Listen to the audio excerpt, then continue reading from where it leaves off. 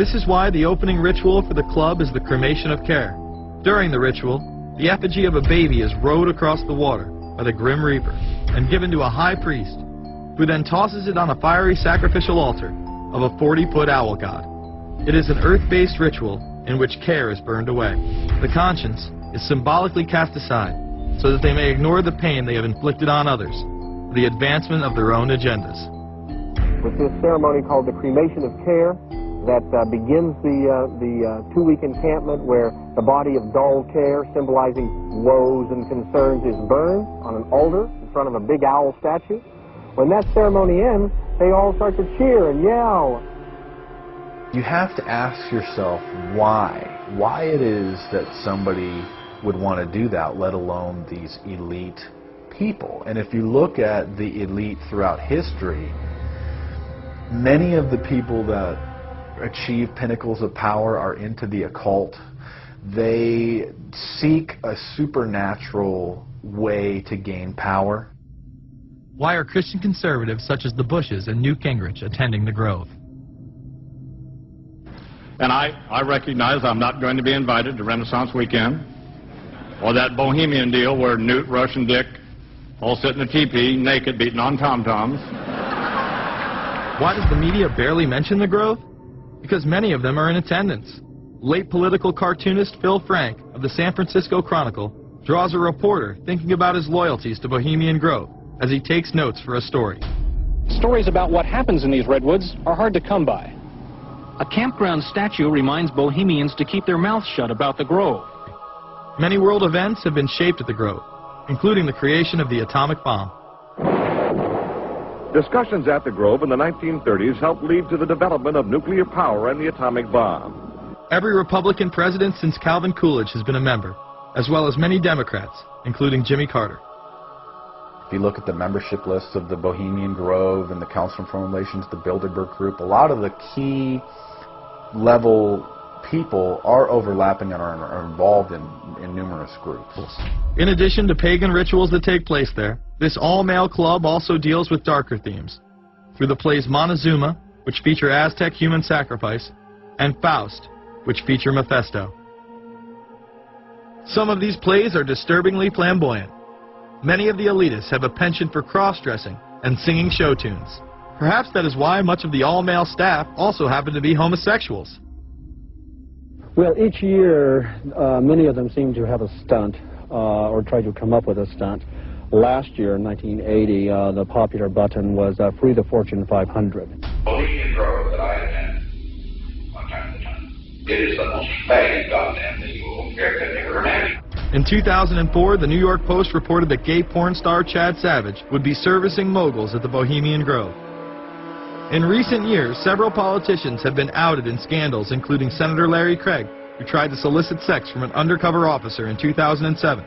Even more shocking, it was revealed in 2004 that right-wing blogger James Guckert, who had unprecedented access to the White House during the Iraq War, was actually Jeff Gannon, a madam and male prostitute for MilitaryStuds.com. During his 2 years writing for GOP USA and Talon News, Gannon officially made over 200 appearances at the White House. Oddly enough, over 24 of these visits would take place when there were no scheduled briefings. He failed to check in or out with the Secret Service on many other occasions, coming and going as he pleased. These type of activities are not new to the White House. In 1989, headlines involving callboys in the White House rocked the cover of the Washington Times. The Washington Times reported today that unidentified White House aides in the Carter, Reagan, and Bush administrations now are being investigated for using the services of a callboy ring. The paper reports that 2 of the male prostitutes were given a late-night tour of the White House last year. Hundreds of credit card receipts obtained by the Washington Times confirm that its clients were key officials of the Reagan and Bush administrations, military officers, congressional aides, and U.S. and foreign businessmen with close social ties to Washington's political elite.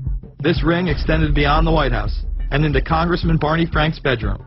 Barney Frank, one of 2 openly homosexual members of Congress, acknowledged having used a male prostitute, whom he then hired as a personal employee. The man had keys to Frank's basement apartment on Capitol Hill. Frank paid him approximately $20,000 out of his own pocket to be his housekeeper and driver. But as first reported in today's Washington Times, the man was on probation for sex crimes and a drug conviction. and he ran a prostitution business out of Frank's home. Although Frank tried to claim ignorance, Stephen Goby, the prostitute in question, claimed that Frank was completely aware of what was going on and was even receiving free and discounted sexual services. The fix seemed to be in. Frank was threatening members of Congress to remain silent prior to being exposed in this sex ring. Massachusetts Democrat Barney Frank, a homosexual, threatened to expose fellow congressmen he knew to be gay unless they stopped spreading rumors. Questions stopped and Frank walked away with a slap on the wrist. Some members of the Ethics Committee were disgusted. Do we tolerate, do we condone a member of this body who knowingly permits a house of prostitution to be operated out of his residence? You have just heard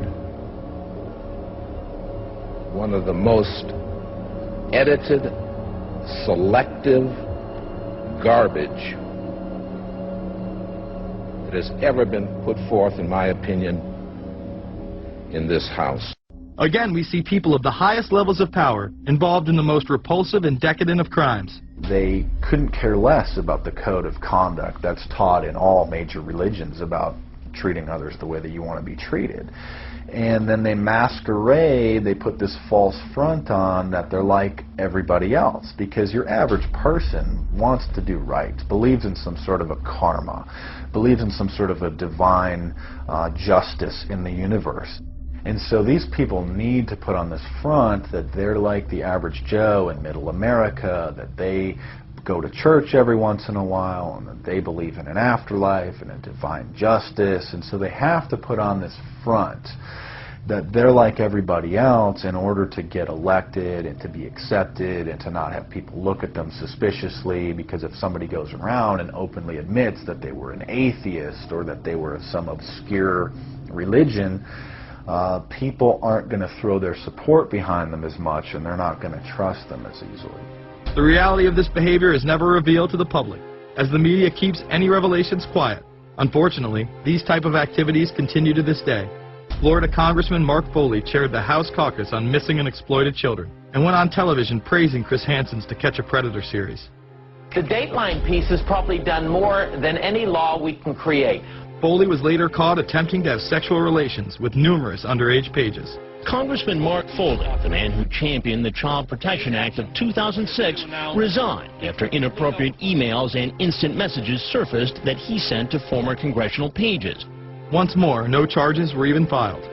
Foley himself has checked into rehab. No one has been charged with any crime.